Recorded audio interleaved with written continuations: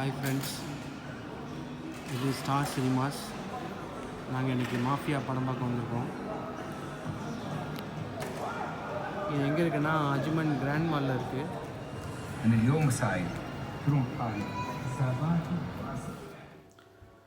Hi friends, இன்றைக்கி நம்ம எதை பற்றி பார்க்க போகிறோன்னா இந்த மாஃபியா படம் அதோட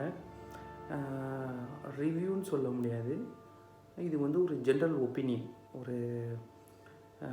ஒரு ஜென்ரல் ஆடியன்ஸோட ஜென்ரல் ஒப்பீனியன். எஸ்டர்டே படம் பார்த்தேன். இது வந்து ஸ்டார் சினிமாஸ் அப்படிங்கிற தியேட்டரில் பார்த்தேன். இது வந்து அஜ்மனில் இருக்குது, யுனைடெட் அரப் எமிரேட்ஸில் இருக்க அஜ்மன்கிற ஏரியாவில் இருக்கிற கிராண்ட் மால்ங்கிற தியேட்டரில் இருக்குது. ஏன் இங்கே போய் பார்த்தேன் அப்படின்னா, இங்கே வந்து வோக் சினிமாஸ்னு ஒரு மூவி தியேட்டர் இருக்குது. அது வந்து நம்ம சத்தியம் அது மாதிரி எக்ஸ்பிரஸ் அவென்யூ அந்த மாதிரி. ஸோ அதோட ப்ரைஸ் வந்து 36 dirhams. ஸோ ஸ்டார் சினிமாஸ் நம்ம ஊர் தேட்டர் மாதிரி, உதயம் தேட்டர் மாதிரி இன்னும் சொல்லலாம், காசி தேட்டர் மாதிரி. So 30 dirhams ticket plus 20% offer. போயிட்டு ரொம்ப ரிலாக்ஸாக பார்த்தோம். படம் நல்லாயிருக்கு. படம் வந்து எனக்கு பிடிச்சிருக்கு. இதில் வந்து ப்ளஸ் பாயிண்ட்ஸ்னு சொல்ல போனால், அருண் விஜய் கூட இருக்கவங்க எல்லாருமே வந்து ரொம்ப ஃபிட்னஸாக இருக்காங்க, ரொம்ப கிளாஸியாக இருக்காங்க, பார்க்குறதுக்கே நல்லா இருக்குது. பிரசன்னா காஸ்டியூம்ஸு, அந்த ஷூஸு, வாட்ச்சு, என்ன லக்ஸுரி போர்ட்ரேட் பண்ணணும், ஒரு இல்லீகல் பிஸ்னஸ் பண்ணால் எப்படி காசு கொட்டும், எப்படி வெல்த்தியாக இருக்கலாம் அப்படிங்கிறத காமிச்சிருக்காரு டைரக்டர். ரொம்ப நல்லாயிருக்கு. படமும் ஸ்லோவாகவும் இல்லாமல் ஃபாஸ்ட்டாகவும் இல்லாமல் ஆல்மோஸ்ட் ஓகே. பட் நான் இதில் ஃபீல் பண்ணது ஒன்றே ஒன்று என்னென்னா, இந்த படத்தை பார்ட் 2க்கான லீடாக மட்டும்தான் உபயோகப்படுத்திருக்காரு. இதில் ஒரு கதை சொல்லுவோம், இது ரொம்ப பயங்கரமான ஒரு இன்டென்சிவ் ஏரியாக்குள்ளே போவோம் அப்படிலாம் எதுவும் இல்லை.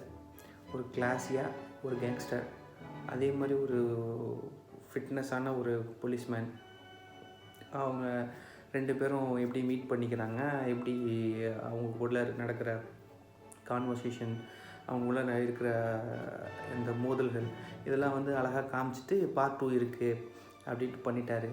இது ஒன் ஆஃப் த ட்ரிக்கு தான். பட்டு ஓகே, ஒரு வீக்கெண்ட் போயிட்டு ஒரு 30 dirhams செலவு பண்ணிட்டு ஜாலியாக வரலாம், அந்த மாதிரி ஒரு படம் தான். அப்புறம் மெயினாக நான் சொல்ல விரும்புகிறது என்னென்னா, தமிழ் சினிமாவில், முக்கியமாக தமிழ் சினிமாவில் ரீசெண்ட் டேஸாக நான் பார்த்த படங்கள் எல்லாத்துலேயுமே ஒரு கலர் காம்ப்ளெக்ஷன், ரேசிசம் போயிட்டுருக்கு. எல்லாருமே வெள்ளையாக தான் இருக்காங்க, ஒயிட் பீப்புள். அதாவது ஒரு இப்போ லண்டன் கூட ஒயிட் பீப்புள்னு இருப்பாங்க, பிளாக் பீப்புள் இருப்பாங்க. ஒரு மார்க்கெட்டிங் மெட்டீரியல் பார்த்திங்கன்னா கூட ஒரு 2 ஒயிட் பீப்புள் இருக்காங்க, ஒரு பிளாக் பீப்புள் இருப்பாங்க. ஒரு மேகசின் எடுத்துக்கிட்டால் கூட. ஆனால் தமிழ்நாட்டில் தமிழ் ஃபிலிமில் திராவிடம் சொல்லிக்கிட்டு இருக்க நம்ம ஊரில் என்ன மாதிரி கலரில் ஒரு ஆள் கூட இல்லாத மாதிரி தான் காட்டுறாங்க. ஃபுல்லாக கலராக ஒயிட்டாக. இப்போ ரீசெண்டாக ஒரு படம் பார்த்தேன், சுமா கிளி, அந்த படம் எல்லாருமே கலரு. ஹீரோவாக பயங்கர கருப்புன்னு நம்மளுக்கு தெரியும், ஆனாலும் ஒரு வந்து கலராக காமிக்கிறாங்க.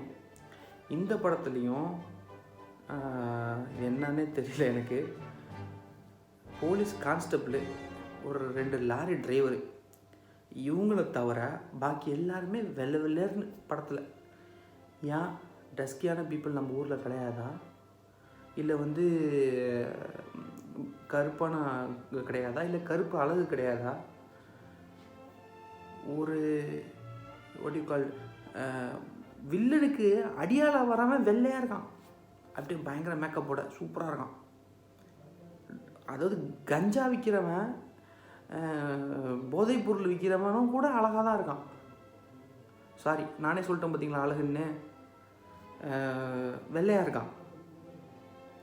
இதை நீங்கள் மனசில் விதைக்கிறீங்க, இல்லைன்னா வெள்ளை தான் அழகு அப்படின்னு மக்கள் இன்னும் நினச்சிக்கிட்டு இருக்காங்க. எங்களை மாதிரி யங்ஸ்டர்ஸு இதை தான் ஃபாலோ பண்ணிகிட்ருக்காங்க அப்படிங்கிற விஷயத்தை நீங்கள் விதைக்கிறீங்க. 2வது, நாங்கள் இன்னும் அந்த மண்ணை விட்டு மாறலன்னு நீங்கள் முழுமையாக நம்புறீங்க. அதனால தான் உங்களால் இது பண்ண முடியுது. ஓகே, ஓவரால் படம் நல்லாயிருக்கு. ஒரு சமூக கருத்தோடு முடிச்சிருக்கோம். Will see for next film. இந்த கலர் காம்ப்ளெக்ஷன்லாம் இல்லாமல் யாராச்சும் ஒரு நல்ல படம் எடுக்கிறாங்களான்னு பார்ப்போம். Okay, until then take care, bye. This is Juhair from Dubai to Tamil Nadu YouTube channel. Please subscribe my channel.